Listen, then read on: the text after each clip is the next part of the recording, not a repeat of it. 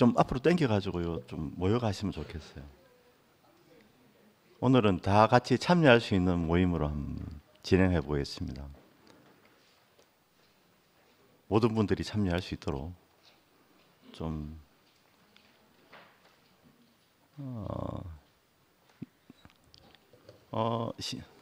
그럼 12월 21일 목요 집회를 시작하겠습니다.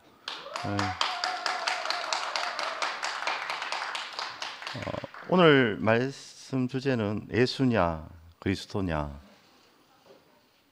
또 이게 또 차이가 있는 줄은 또 이번에 처음 알았습니다. 오늘 발표하실 분, 김윤규 형님부터 먼저 발표하시겠습니까? 예. 그럼 김윤규 형님부터 시작하기 전에 제가 좀 요 내용을 잠깐 한번 읽어보겠습니다. 역사적인 예수와 그의 삶을 강조하는 곳에서는 주로 예수라는 이름을 사용하고 예수의 죽음과 그의 죽음의 해석한 복음을 강조하는 곳에서는 그리스도라는 칭호를 더 선호하게 됩니다. 그리스도라는 칭호는 예수가 우리를 위해 죽었고 그는 우리의 구원자라는 제자의 선포를 기초로 합니다. 이것을 바울이 십자가의 도로 완성했다고 볼 수 있습니다. 예수의 죽음에서 그의 생명의 참모습을 보았기 때문입니다. 반면 12제자들은 그들이 예수와 함께했던 3년의 공생애를 우리에게 전했습니다.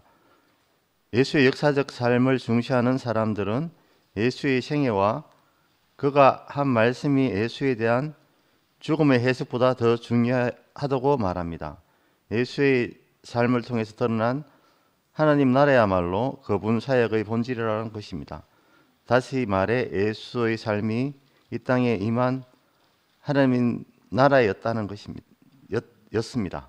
예, 이 두 가지가 분리될 수 없는 사실인데 이게 마치 분리되는 것처럼 이해하니까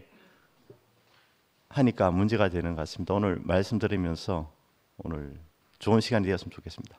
예, 시작하겠습니다.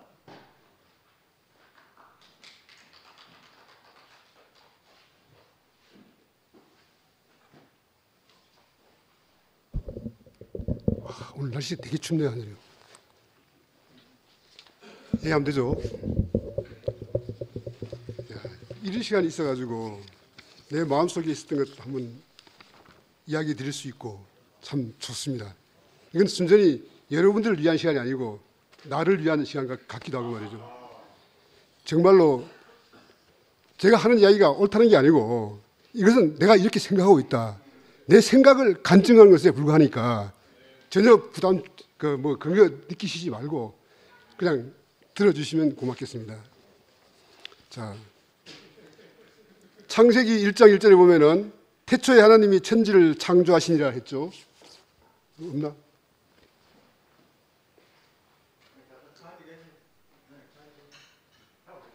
창조하시니라 했습니다. 하나님이 목적이 있으셔서 태초에 천지를 창조하셨다는 것입니다. 또한 하나님은 목적을 가지고 창조의 마지막에 사람을 만드셨습니다. 하나님이 천지 창조의 맨 마지막에 사람을 만드신 이유를 아십니까? 하나님이 가라사대 우리의 형상을 따라 우리의 모양대로 우리가 사람을 만들고 그로 바다의 고기와 공중의 새와 육축과 온 땅과 땅에 기는 모든 것을 다스리게 하자 하시고, 이것이 하나님이 사람을 만든 목적이라는 이야기입니다.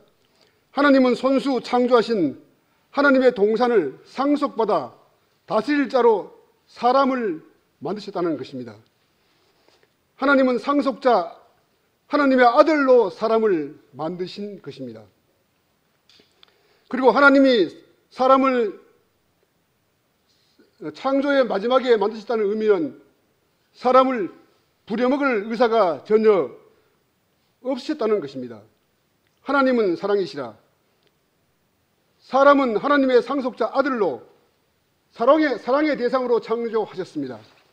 부려먹을 대상이 아니라는 것입니다. 하나님은 태초 전에 기능을 목적으로 한 부려먹을 대상으로 먼저 천사를 만드셨을 것입니다. 사람은 하나님 편에서 철저한 사랑의 대상이지 기능의 대상이 아니라는 것입니다. 우리가 천사의 기능을 부러워할 이유가 없다는 이야기입니다. 고린도후서 1장 6절에 보면은 우리가 환난받는 것도 너희의 위로와 구원을 위함이라 했습니다. 예수냐 그리스도냐 다투는 것은 하나님의 목적일 수 없습니다. 믿음의 조상 아브라함을 통하여 하나님이 일하시는 방법을 한번 생각해 보겠습니다. 아브라함의 삶은 이렇게 시작됩니다. 갈대아 우루 하람 땅에 사는 아브라함에게 어느 날 하나님이 나타나셨죠. 창세기 12장 1절 너는 너의 본토 친척 아비집을 떠나 내가 내게 지시할 땅으로 가라 했습니다. 아브라함은 이 말씀을 붙들고 자기 가족과 식솔들을 데리고 양과 소떼들을 이끌고 이역만리 길을 걷고 걸어서 마침내 가나안 땅에 들어갔습니다. 그러나 하나님의 말씀을 붙들고 갔는데도 아브라함 자신이 원하는 대로 자신의 인생이 풀리지 않습니다. 아브라함이 내려간 그때 가나안 땅에는 혹독한 가뭄이 찾아온 것입니다. 가뭄이 얼마나 혹독했으면 이제 막 타향살이에서 기댈 것도 없는지라 아브라함은 하나님과의 약속을 버리고 결국은 먹고 살기 위해서 애굽으로 내려갑니다. 아브라함이 하나님한테 매우 서운한 것입니다. 그래서 아브라함은 하나님 앞에 묻지도 않고 이 중요한 결정을 혼자 내립니다. 하나님은 나에게 가나안으로 가라고 명령만 하시고는 나를 지켜주시지는 않는 분이다. 이 타향살이 첫 해에 하나님이 불꽃 같은 눈으로 지켜주셔도 내가 적응할까 말까 한데 여기에 가뭄이 닥친 것을 보면 하나님은 나를 지키시지 않는 분이 확실하다. 만일에 하나님이 주도해서 이런 일이 일어났다면 그분은 나를 사랑하지 않는 것이고 우연히 이런 일이 일어났다면 하나님은 능력이 없는 분이시다. 아브라함은 이렇게 생각한 것입니다. 이제 아브라함은 능력 없어 보이는 하나님과의 관계에서 더는 미련이 없습니다. 하나님에 대한 믿음과 신뢰에서 타락한 것이죠. 그래서 혼자 결정했습니다. 그런데 문제가 하나 있었네요. 그것은 아내 사라가 너무 이쁜 것이 문제가 되었습니다. 애굽 사람들이 아내를 낚아채 가려고 아브라함 나를 해치면 어떻게 하지? 이런 생각이 든 것입니다. 그래서 아내를 불러서 당부의 말을 합니다. 여보, 사라씨, 내가 하는 말을 잘 들으세요.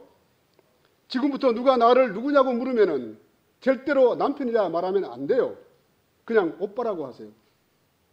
세상에 이런 바보 같은 남편이 어디 있을까요? 아니나 다를까 애굽에 내려갔는데 성경에도 기록되어 있습니다. 길가에 있는 사람들이 다 수근수근합니다. 세상에 저런 미인이 있다니. 그리고 이 말은 왕궁의 신하들의 귀에 들어가고 결국은 바로 왕의 귀에도 들어갑니다. 왕은 그 말에 졸다가 벌떡 일어나서 소, 양, 염소 등 많은 지창금을 긴급하게 챙겨서 아브라함에게 찾아갑니다. 그리고는 굉장히 푸짐한 지창금을 보이고는 사라를 자기 아내로 삼고 싶다고 아브라함의 승낙을 요구합니다. 그리고는 사라를 왕궁으로 데려갑니다. 아브라함이 너무 비겁하죠. 그리하고도 아브라함은 그 많은 지창금을 바로 왕으로부터 공손히 받습니다. 또한 다른 남자 손에 이끌려가는 마누라 뒤통수를 물끄러미 바라보고만 있습니다. 지금 이 믿음의 조상이라는 사람이 얼마나 초라하고 작아졌습니까? 거친 세상 한복판에서 신세가 쪼그라들 대로 쪼그라들어 있습니다. 지금의 아브라함은 먹고 살기 위한 지창금에만 더 큰 관심이 있는 것 같습니다. 그러나 하나님은 이런 비겁하고 바보 같은 아브라함을 믿음의 조상으로 세워갑니다. 하나님이 아브라함 대신 따라가서 바로 왕을 혼찌검을 냅니다. 그 여자는 남편이 있는 여자야. 오빠라고 한 그 남자가 바로 그 여자의 남편이야.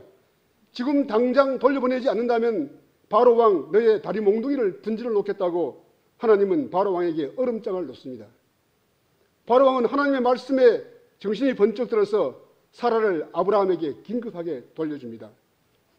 결국 아브라함은 포기했던 아내도 되찾고 이 가뭄을 이길 만큼 소, 양 등 많은 물질 모든 것을 챙겨서 무사히 가나안으로 되돌아갑니다.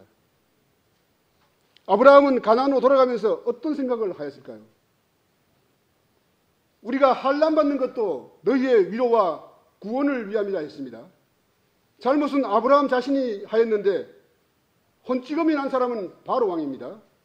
오히려 잘못을 범한 아브라함은 체면은 좀 구겼지만 많은 물질까지 생겼습니다.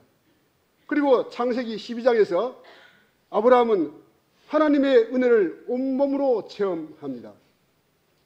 아브라함은 변함없는 힘있는 하나님의 사랑을 다시금 확인했을 것입니다. 그래야 아브라함은 창세기 12장의 체험으로 창세기 13장에서는 믿음의 태도가 확실하게 바뀝니다.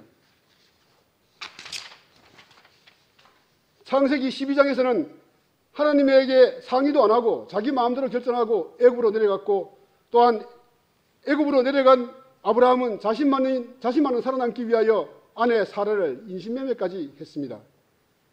그러나 13장에서는 아브라함이 완벽히 변화되어 나타납니다.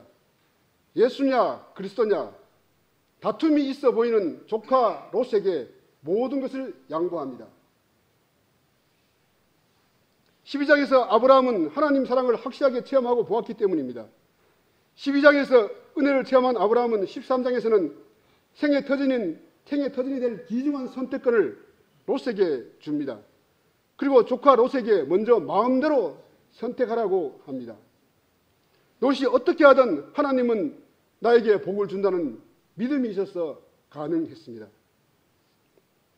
은혜는 아브라함같이 은혜를 받은 자만이 베풀 수 있는 것이라고 생각합니다. 그러니까 여기까지 하고 조금만 더 하고, 은혜 받은 사람은 세상을 대할 때 계산하지 않습니다. 하나님은 우리를 믿기 때문입니다. 그러나 은혜를 모르는 세상은 은혜 베푼 예수님을 십자가에 못 박으라 외칩니다. 그렇게 하여야 자신들의 판단하고 따지는 제어 본성이 묻히기 때문입니다. 기독교 장로이면 어떻고 예수교 장로이면 어떻다는 것입니까?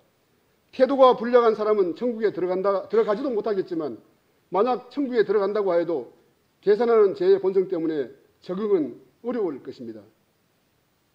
우리 모두는 예수님의 사랑과 헌신에 빚진 자들입니다. 이 복음을 안다면 우리는 더 이상 다툴 이유가 없다는 것입니다. 우리가 하나님의 선택을 받은 사람은 누구에게나 값없이 주시는 하나님의 은혜를 체험하지 못했다면 우리는 스스로 자신의 신앙을 점검해 보아야 합니다. 잘못된 신앙에는 하나님이 응답하실 이유가 없습니다. 하나님의 해결 없는 아담의 기도를 들어줄 이유가 절대로 없기 때문입니다. 여기까지 하고 다음에 하겠습니다.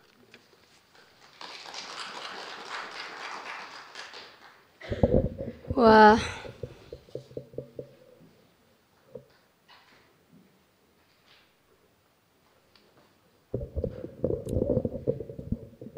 사실 마이크를 들고 하는 게 편한데.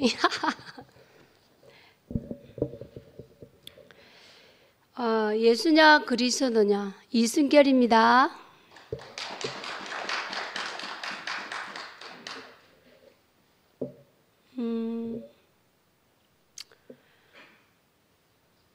이거 읽어보셨겠지만 해석하는 것이 아니라 해석되어지지 않습니다. 왜냐하면 우리 삶 안에서 이것이 나타나야 되거든요. 그래서 저는 오늘 이 말씀을 페이지를 듣고 또 이제 목사님의 방송도 보고 했습니다. 그러면서 저는 우리 2PM에서 말하는 하나님 나라가 과연 무엇인가에 대해서 이 말씀을 들으면서 우리가 원하는 그 하나님 나라, 예수님의 생애와 예수님의 죽으심이 어떠한 자리에서 우리를 나타내는지, 이것에 초점을 두었습니다. 다른 것에 초점을 두지 않고 저는 이 초점을 두면서 생각해 보니까 과연 내가 예수님의 그 생애에 대해서 내가 얼만큼 깊이 아는지, 그리고 내가 예수님의 죽음에 대해서 어떻게 받아들였는지를 이야기하겠습니다. 저는 종교에 있으면서 예수님의 생애를 봤는데 다른 것은 보지 않고 능력을 행하는 그 예수님의 생명이 크게 보였습니다. 그래서 그 능력을 받고 싶었고, 그 능력을 따르고 싶었고, 그 능력이 내 능력으로 갖고 싶었습니다. 그래서 그 모든 능력을 받으려고 금식도 하고, 그리고 기도원에 들어가서 산기도도 다니고 나무 뿌리를 붙들고 기도를 했습니다. 여러분들은 나무로 뿌리를 두고 나무를 매달고 어떻게 기도하느냐고 생각하는데 왜 그럴 수밖에 없느냐면은 산기도는 엄청 춥고 무섭습니다. 그렇기 때문에 어쩔 수 없이 그 나무를 붙들고 기도할 수밖에 없습니다. 이해하시겠습니까? 그렇기 때문에 큰 나무를 안고 기도하는 것이 아니라 내가 잡을 수 있는 한도 내 나무를 하지 엄청나게 큰 아름다리 나무를 붙들고 기도하지 않습니다. 그렇기 때문에 그래서 그 기도하면서 나무 뿌리가 흔들린다는 말은 무슨 의미인지 알겠지요? 바로 이렇습니다. 이게 현실이었습니다. 그리고 기도원에 가서 바위에서 기도를 할 때 10발가락에 물집이 안 잡히는 사람은 기도한 것이 아닙니다. 왜냐하면 기도할 때 몸이 움직이고 그렇기 때문에 10발가락이 다 터지고 물집이 잡힙니다. 그게 저희들한테는 자랑거리였습니다. 그런데 그것이 능력을 받을 수 있다 생각했습니다. 사실 대구에서도 절에 무슨 절인지 그 팔공산 절에 가면은 가빠에 가면은 좋다고 하잖아요. 마찬가지입니다. 종교도 산기도가 최고입니다. 제가 왜 이 이야기를 하냐면은 산기도를 하고 내려오면은 성령 충만해가지고 하늘에 별빛이 우수수 쏟아집니다. 그리고 발에 있는 돌뿌리들이 춤을 춥니다. 그리고 나무들이 노래를 하는 거 분명히 들을 수 있습니다. 왜 들을 수 있는지 압니까? 내가 성령 충만하기 때문에. 근데 내 옆에 있는 사람들 전혀 못 느낍니다. 그런데 하나님 나라는 어떻습니까? 내가 느끼는 것이 아니라 내 주위에 있는 사람이 느끼는 것이 하나님 나라입니다. 지금 제가 왜 이야기를 하냐면은 제가 제주 타고 살 때는 모든 사람들이 죽었습니다. 그런데 내가 이제 죽어 있으니까 내 주위에 있는 사람들이 삽니다. 이게 바로 하나님 나라입니다. 그리스도가 무엇이냐? 예수의 생애와 예수의 죽음을 정확하게 아는 사람이 그리스도가 됩니다. 내가 그리스도가 되려고 하는 것이 아닙니다. 나를 그리스도라고 부른다고 해서 내 인격이, 내 생애가, 내 삶이 밝아지지 않습니다. 왜 그리스도가 되느냐? 예수의 생애를 정확하게 알고 예수의 죽음을 정확하게 알고 그분을 본받는다는 그 자리가 있을 때 자연적으로 그리스도가 되고 하나님 나라를 알게 됩니다. 지금 제가 이 말을 할 수 있는 것은 제가 그렇게 보여지고 있기 때문입니다. 우리가 삶에서 저도 얼마나 사는 건 없었지만 제 나이가 69년이니까 54살을 살았습니다. 그런데 49살에 유방암이 왔었습니다. 근데 48에 왔군요. 근데 한 번 암이 와서 수술대에 올라갔다가 눈을 떠보니까 모든 것이 달라지더라고요. 근데 제가 달라진 겁니다. 제 생각이 달라진 겁니다. 제 눈이 달라진 겁니다. 제 입술이 달라진 겁니다. 근데 지식적으로 있잖아요. 제가 아까 오면서 언정이하고도 얘기했지만 지식은 안 돼요. 제가 단어 상담도 하고요. 제가 음악 상담도 하고 미술 상담도 하고 색깔 상담도 합니다. 단어 한 가지 갖고 오늘 오면서 7시 20분이라는 그 숫자가 보이더라고요. 그러면은 내가 언정이 보고 그랬습니다. 언정아, 7시 20분 가지고 내가 1시간 넘게 상담할 수 있어. 첫 번째, 무슨 질문을 하는 줄 알아? 지금 7시 20분이 당신은 밤입니까? 낮입니까? 그럼 그 사람이 낮이라고 생각하면, 낮이라고 하면은, 그럼 질문도 달라지죠. 그럼 7시 20분 이 시간에 당신은 무엇을 하고 있습니까? 그러면서 질문이 되어집니다. 하지만 이건 지식이거든요. 근데 그거 가지고는 절대로 사람의 마음을 찾을 수 없고 위로할 수 없습니다. 예수의 그 생애가 오늘 읽어보시면 알겠지만 예수님의 그 생애 안에 모든 일이 많은 일들이 일어났고 그 제자들 또한 예수님과 3년 동안밖에 살지 않았는데 그 제자들도 그 예수를 그 꼴랑 3년 생각해 보세요, 여러분. 여러분들이 결혼하신 분이 있을 거 아닙니까?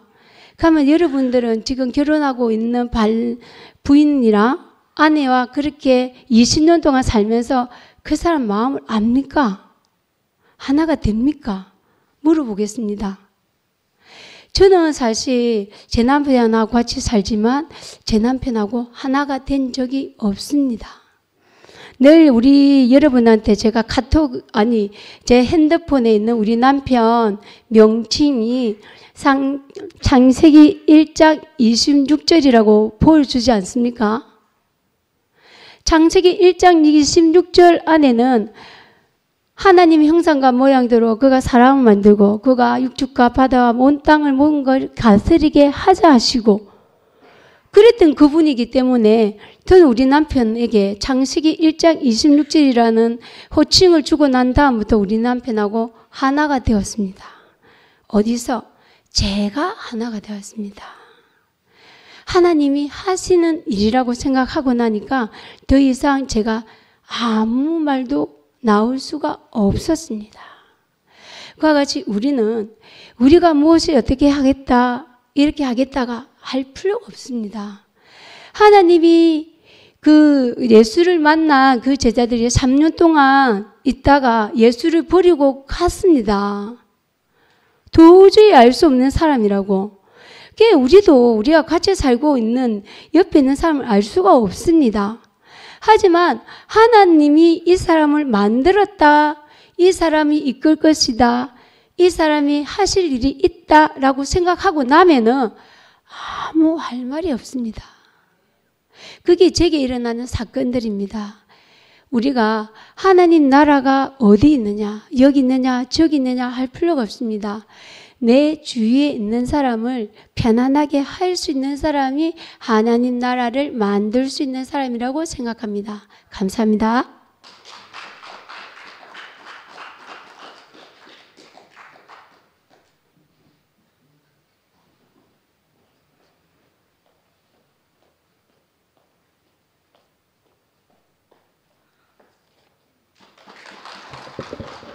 네, 조주월입니다. 오늘 그 말씀 준비 열심히 못해서 죄송합니다. 네. 감사합니다. 예수냐 그리스도냐. 저는 예수와 그리스도의 차이를 잘 모르거든요. 그래가지고 이제 하여튼 읽으면서도 차이가 있나 이렇게 생각하면서 이제 텍스트를 읽어봤고요. 제가 이제 은혜가 되고 제 눈에 이제 들어오는 부분을 중심으로 말씀을 드리겠습니다. 사실 제가 지금 조금 당황했어요. 왜냐하면 인규 오빠나 숨결이 언니가 이제 성경에 대해서도 많이 아시고 그렇게 해가지고 여기 뭐 개신교 뭐 기독교 막 이런 얘기 나올 때 언니 오빠들이 다 정리해 주실 줄 알았어요. 그래가지고 그 후에 이제 나머지 뒤에 것만 좀 하면 되겠다 싶어가지고 그렇게 이제 준비했는데 제가 지금 조금 당황이 되고 있습니다. 예, 감사합니다. 이제 저는 여기 이제 텍스트에 하나님 나라에 이제 빨간 글자로 이렇게 해두셨더라고요. 하나님의 나라 요 부분부터 시작해가지고 이제 말씀을 드릴게요. 이제 예수의 역사적 삶을 중시하는 사람들이 이제 죽음의 해석보다 이제 삶이 더 중요하다 그렇게 이제 해석을 하고 있다고 이제 말씀하시면서 예수의 삶이 이 땅에 임한 하나님 나라기 때문에 그렇다 이렇게 이제 말씀을 하시거든요. 그러면서 이제 주기도문에 아버지의 뜻이 하늘에서와 같이 땅에서도 이루어지게 하소서. 예수님이 선포하신 복음의 주제는 지금 여기에 임한 하나님의 나라. 이게 이제 제일 중요한 부분이라고 예수님도 이제 복음의 주제로 삼고 계신다 이렇게 이제 말씀하고 계시거든요. 그러면서 이 예수님의 가르침이 우리와 이제 상관없고 멀리 있는 하늘나라의 이야기가 아니고 우리가 이제 땅에 발을 딛고 어떻게 살아가야 하는지에 초점이 있다 이렇게 말씀하시거든요. 그러니까 이제 어떻게 살아가야 하는가 이게 초점이니까 예수의 삶이 중요하다 이렇게 이제 말씀하시는 것 같아요. 그러면서 이제 쭉 얘기하시면서 10번 텍스트에 보면 그런 내용이 있거든요. 예수님의 말씀은 관념적이지 않고 아주 구체적이고 현실적인 말씀이다 이렇게 이제 되어 있어요. 제가 이 글을 읽으면서 예수님은 실제시기 때문에 구체적이고 현실적일 수밖에 없구나. 2000년 전이나 지금이나 구체적이고 현실적인 말씀으로 우리에게 이제 항상 다가오시는구나. 그렇게 이제 저는 알아졌습니다. 그러면서 뭐 성경에는 이제 다양한 면들을 담고 있다 이런 얘기하시면서 이제 이게 은혜냐 율법이냐부터 시작해서 이제 상반되게 많은 부분들을 이야기하시더라고요. 그러면서 이제 모든 것들이 성경에 적혀 있는 모든 것들이 자세히 읽어보면 모순이 너무 많다고 이렇게 하시면서 그냥 말로만 보면 모순인데 사람을 보면 그 사람 안에서 이 모든 것이 하나라는 걸 알 수 있다 이렇게 이제 말씀하시거든요. 그러면서 이제 우리가 삶을 강조하다 보면 예수처럼 살려고 애를 쓴다. 근데 그렇게 애를 쓴다고 그를 따를 수 있는 것이 아닙니다 하시면서 이제 다른 말씀으로 이제 전환이 되거든요. 그러면서 우리의 생명이 예수의 생명으로 바뀌어야 된다. 이 말씀에 저는 크게 동의가 되었고 아멘이 되었습니다. 누구나 예수님을 안다면 다 예수님과 같은 삶을 살고 싶어 하잖아요. 그런데 그 삶을 살고 싶다고 그 삶이 사라지는 것이 아니고 생명이 바뀌어야 된다 이렇게 말씀하시니까 저는 이제 예전에 대구교회 생활할 때 이 말씀이 저의 가장 큰 소망이었어요. 나도 좀 사람처럼 살고 싶은 거예요. 사람처럼 살고 싶으니까 교회를 와서 말씀을 듣고 내 눈에 너무 아름다운 언니 오빠들을 보고 사는데 나라는 사람은 변하질 않는 거예요. 그래서 그런 부분에서 고민이 엄청 많았는데 말씀을 듣다 보니까 생명이 바뀌어야 된다는 말씀을 자주 하시고 많은 분들이 하시더라고요. 근데 그놈의 생명이 바뀌어야 된다는 말이 무슨 말인지 도무지 모르겠는 거예요. 정말 바뀔 수만 있다면 내가 뭘 해서라도 바뀌고 싶다. 그런 마음이 들 정도로 그런 마음으로 제가 말씀을 들었거든요. 교회 생활도 하고. 근데 도무지 모르겠는 거예요. 도무지 모르겠고 알려고 하면 할수록 더 헷갈리고 더 모르는 그냥 있잖아. 그러니까 좌절밖에 안 되는 거야. 나라는 사람은 안 되는구나. 다시 나야 되는구나. 이렇게 생각하면서 교회 생활도 그렇게 했던 것 같아요. 그런데 예수님이 한결같이 말씀하시는 게 뭐냐 하면 그래서 내가 왔다. 너를 위해서 내가 왔다. 이렇게 말씀하시는 거예요. 생명을 분배하려고 나의 생명을 분배하려고 내가 왔다. 이렇게 말씀하시는 거예요. 그러면서 하시는 말씀이 예수께서 우리가 그렇게 살 수 있도록 하기 위해서 십자가로 가셨다는 거예요. 저는 이 말씀을 보면서 진짜 모순적이라는 생각을 했어요. 생명을 주기 위해서 죽음으로 가셨다는 것이 야 정말 역설적이고 모순적이다 이런 마음이 들었거든요. 그런데 잠시 그렇게 생각하다가 예전에 교회 생활이 떠올랐어요. 예전에 교회 생활을 생각해 보면 누군가 항상 죽음을 지불하고 나를 살리셨거든요. 죽음이 있는 자리에서 늘 내가 살아났던 경험이 있는 거예요. 그걸 생각해 보니까 정말 예수님께서는 생명을 주기 위해서 십자가로 가신 것이 분명하구나 그렇게 알아졌거든요. 이런 말씀들을 이렇게 이제 알 수 있는 건 그간에 우리가 교회 생활을 통해서 이 말씀을 늘 성취하면서 살았던 것 같아요. 그러니까 조금만 기억해 보면 이 말씀이 무슨 말씀인지 다 알게 되잖아요. 그러면서 이제 계시록 말씀도 하시고 여러 가지 말씀을 하시는데 이제 16번에 이제 이렇게 얘기하세요. 그런데 이 이제 생명을 주러 예수께서 오셨는데 실제로 그리스도인의 삶에서는 예수의 죽음을 거의 볼 수 없게 되었습니다. 이렇게 되어 있거든요.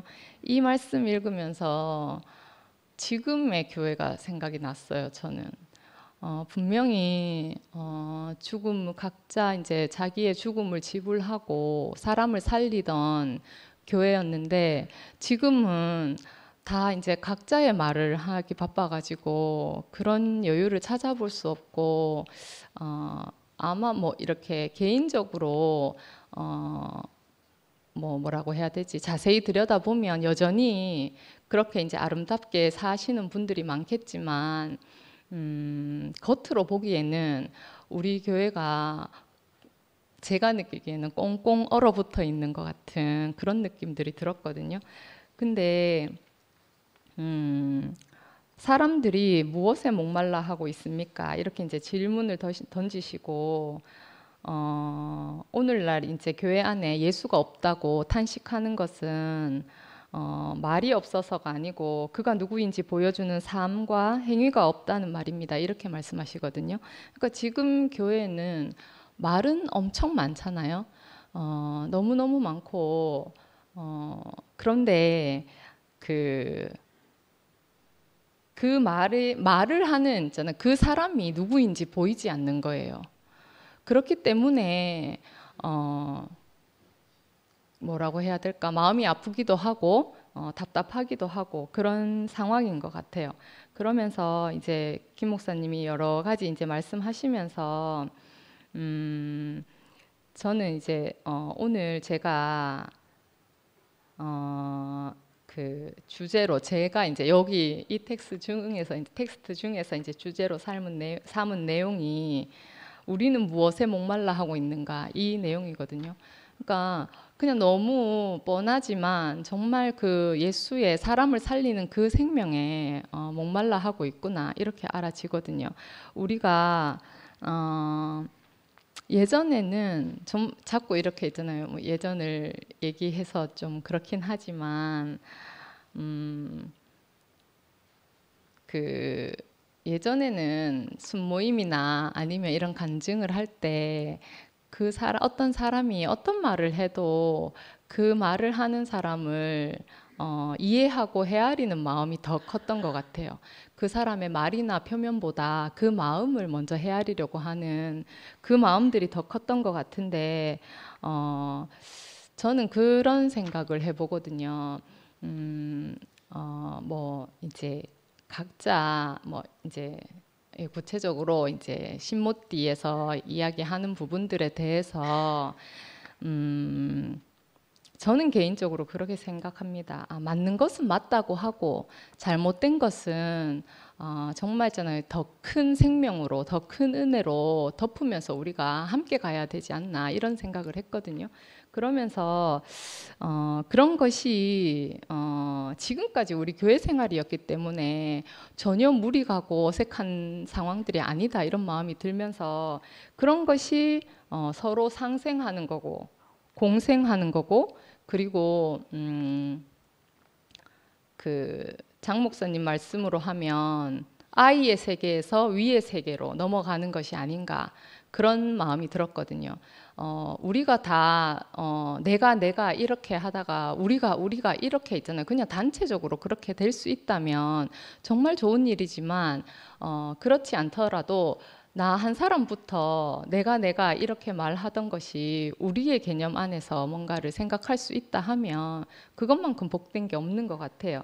그러면서 저는 이제 그런 생활이 서로 더불어 먹는 생활이라고 생각하거든요. 예수께서 제자들과 생활하실 때 제가 뭐 어떻게 생활하셨는지 정확하게 잘 모르지만 아마도 함께하고 공생하고 더불어 먹으면서 살고 싶지 않으셨을까 그런 마음이 들거든요. 그러면서 저는 이제 김 목사님이 말씀하실 때 이 텍스트를 보면서 그런 마음이 들었어요.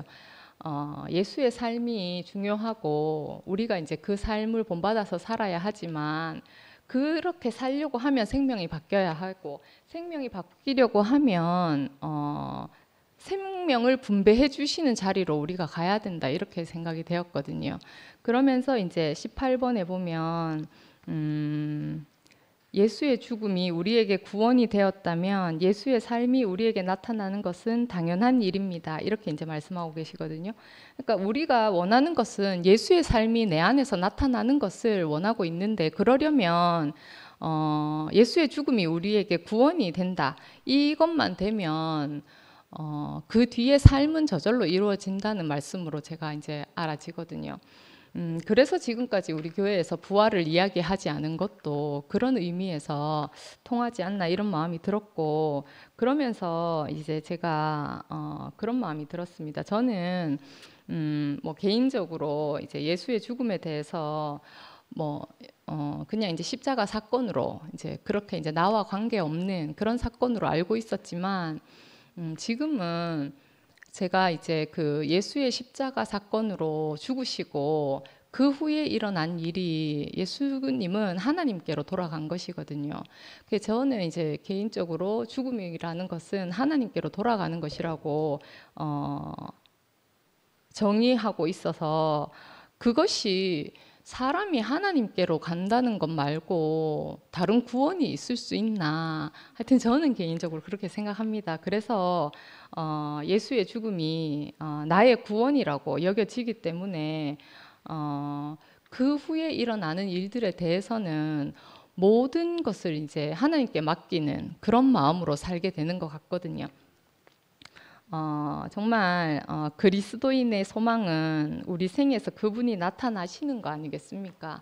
크게 나타날지 작게 나타날지 어떤 모양으로 나타날지 그건 아무도 알 수 없는 일이지만 그 소망을 가지고 산다는 것 자체가 저는 너무 기쁘고 제가 오늘 떡을 조금 해왔거든요. 왜 떡을 해왔냐 하면 이제 주백이 언니가 말씀하면 떡 해야 되나 이렇게 묻던데 사실은 그게 아니고 지난주에 제가 이제 목요 모임을 보면서 저는 개인적으로 목요 모임 자리에 앉아 있으면서 발표하러 나오시는 분들과 간증하시는 분들 보면서 폭죽놀이가 생각이 났어요. 왜냐하면 한 사람 한 사람이 색깔이 너무 다른 거예요. 한 사람 한 사람 색깔이 너무 다른데 그 색깔이 너무 분명하고 그리고 너무 아름다웠거든요. 그래서 내 눈앞에서 불꽃이 터지는 것처럼 너무 신기한 경험을 했어요. 사실은 이제 그날 목요 모임에 이제 안 와도 되는 하면 좀 그렇지만 이제 안 오고 싶었어요. 그래가지고 비도 오고 막 이래가지고 이제 집에서 쉴까 이렇게 생각했는데 다른 사정이 있어서 이제 그냥 이제 교회로 이제 발길을 돌려서 오게 됐는데 안 왔으면 어떻게 할 뻔했나 싶을 정도로 돌아가면서는 그런 마음이 들었거든요. 그러면서 너무 아름다운 고유의 색깔을 가지고 그 색깔을 발하는 언니 오빠들이 너무 궁금하고 더 깊이 알고 싶은 거예요, 제가. 그래서 한 사람 한 사람께 다 이제 말을 걸어보고 싶고 대화를 해보고 싶고 그런 마음이 들었는데 이제 그렇게 하려 하면 뭐 있잖아요. 어릴 때 이제 친구 사귀려고 하면 사탕도 하나씩 주고 그러면서 이제 친구 사귀잖아요. 그래가지고 떡을 조금 해왔습니다. 근데 지난주보다 너무 많이 오셔가지고 부족하기 쉽습니다. 정말 우리가 제가 이제 언니 오빠들을 그렇게 아름답게 볼 수 있었던 것은 언니 오빠들 안에 이 그리스도 생명이 분배되어 있는 것이 보였기 때문에 그렇게 보인 거 아니겠어요? 정말 이 그리스도 생명은 너무 아름답고 하여튼 너무 있잖아요. 뭐라고 해야 되죠? 하여튼 너무 아름다운 것 같아요. 그러면서 저는 이제 사람을 두려워하는 사람이어서 사람이 아름답다 생각해 본 적이 없고 가까이 하고 싶다고 생각해 본 적이 별로 없거든요. 근데 어느새 이 그리스도 생명이 제 마음까지 다 녹여서 언니 오빠들과 가까이 지내고 싶다는 그런 마음이 들도록 하신 게 전 너무너무 감사합니다. 우리가 정말 있잖아요. 보잘것없는 밀알 하나일 뿐이지만 이것이 땅에 떨어져서 죽으면 밀밭이 되잖아요. 정말 우리가 지금까지 너무 아름다운 밀밭에 살았던 것 같아요. 그냥 손만 뻗으면 꺾어 먹을 수 있는 언니 오빠들이 계셨거든요. 그 밀밭에서 살았고 지금도 살고 있고 앞으로도 살 걸 생각하니까 너무 감사하고 정말 내 삶 곳곳에서 그분의 생명이 나타나기를 저도 소망합니다. 주님을 찬양합니다.